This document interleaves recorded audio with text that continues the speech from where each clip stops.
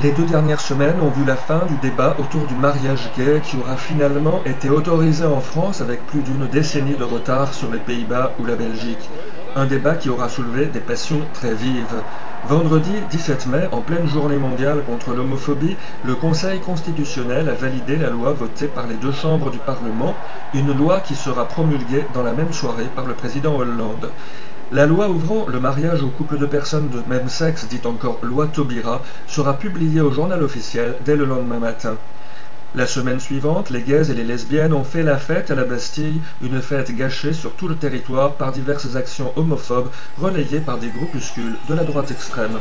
La Manif pour tous a en effet accouché d'un printemps français qui a accouché à son tour des homènes, puis des veilleurs ou autres mères veilleuses qui n'ont rien de modéré.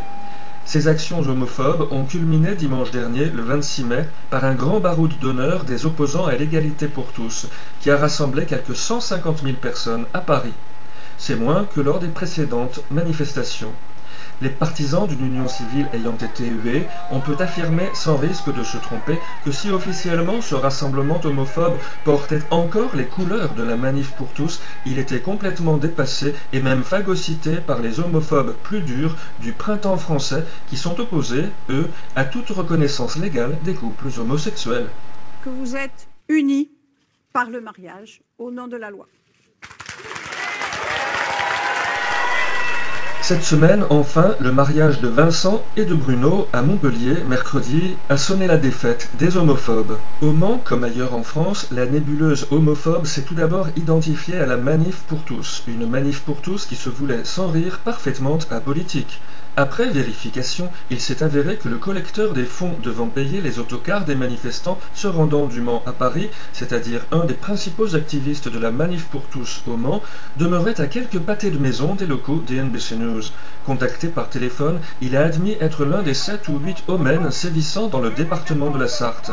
Les homènes, c'est cette frange activiste dure du printemps français qui singe les fémènes dans des happenings pathétiques. Nous n'avons pas eu besoin de pousser les investigations très loin pour comprendre que les préférences politiques de notre homène Manceau ne vont pas au Parti démocratique modéré. On le voit ici en compagnie de la toute jeune députée du Front National, Marion Maréchal Le Pen. Quant au mouvement des veilleurs, qui sont officiellement de sympathiques chrétiens veillant pacifiquement contre le mariage gay en lisant des textes du Mahatma Gandhi, on pouvait se dire qu'il n'était pas peuplé d'extrémistes.